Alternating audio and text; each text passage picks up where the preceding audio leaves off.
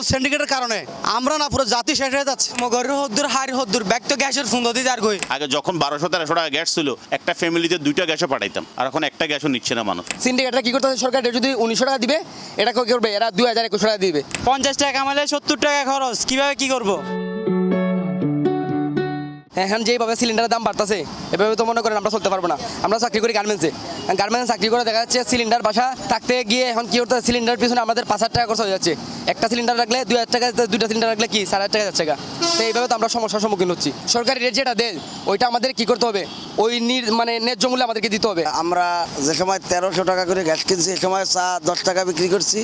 1800-1900 টাকা গ্যাসের দাম, এখন আমরা 10 টাকা বেশি, কিন্তু 10 টাকার বেশি বেচলে কাস্টমার তো আমাদের সাথে গ্যাঞ্জাম করে। এখন 1940, ঠিক আছে, কিন্তু খুচরা ব্যবসায়ীরা তো আর 1940 টাকায় বিক্রি করবে না, এরা তো আরো বাড়তি করবে, এদের অনেক খরচা আছে। এই জন্য সরকারের উচিত আরো গ্যাসের দাম কমাই দেওয়া। এখন জিনিসপত্র দাম বাড়তেছে, গ্যাসের দাম বাড়তেছে, তেলের দাম বাড়তেছে, মানুষ চলবে কিভাবে? গ্যাস একটা 2200 টাকা বিক্রি করে, মানুষ কিভাবে খাবে?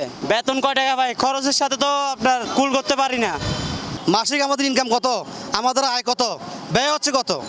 আমার পরিবার, আমার 5জন আমরা ফ্যামিলি, তা 5 জনের ভিতরে যদি এখানে রান্নাও করে আমার বাসে গ্যাস কটা লাগবে, আর আমি কি গ্যাস কিনতে পারবো? 12 কেজি গ্যাস, কতটুকু গ্যাস থাকে? এইভাবে যদি আমাদের উপরে জুলুম করা হয়, তাহলে এই জাতি কোথায় যাবে? আমরা কার কাছে গিয়ে বিচার চাবো?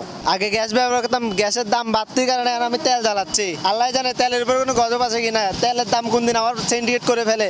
এখন আমরা চাই যেন গ্যাসের দামটা একটু কমাই দেওয়া হয়, যেন আমরাও চলতে পারি, সবাই যেন চলতে পারে।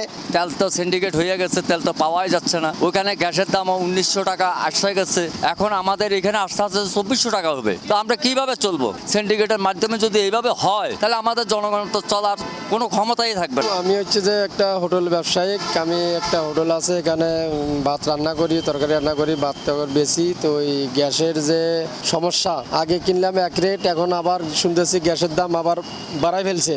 তো বাড়াই ফেললে আমাদের তো ব্যবসা করতে অনেক সমস্যা হয়ে যাবে।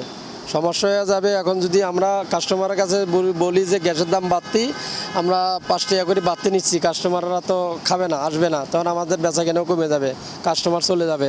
তো এইভাবে সমস্যা, গ্যাসের সমস্যা হলে আমরা কিভাবে চলবো, কিভাবে ব্যবসা করব? বর্তমান গ্যাস ব্যবসা নাই বললে চলে। যে জায়গায় একটা ফ্যামিলিতে 2টা সিলিন্ডার ইউজ করতো, এখন তারা একটাও সিলিন্ডার ইউজ, মানুষ না পারতো, এখন ইলেকট্রিকের আইটেমে চলে যাচ্ছে। রাইস কুকার, তারপরে যে ইলেকট্রিক চুলা যেগুলো সেগুলো ইউজ করছে। গ্যাসের ব্যবসা এখন বন্ধ হয়ে যাচ্ছে।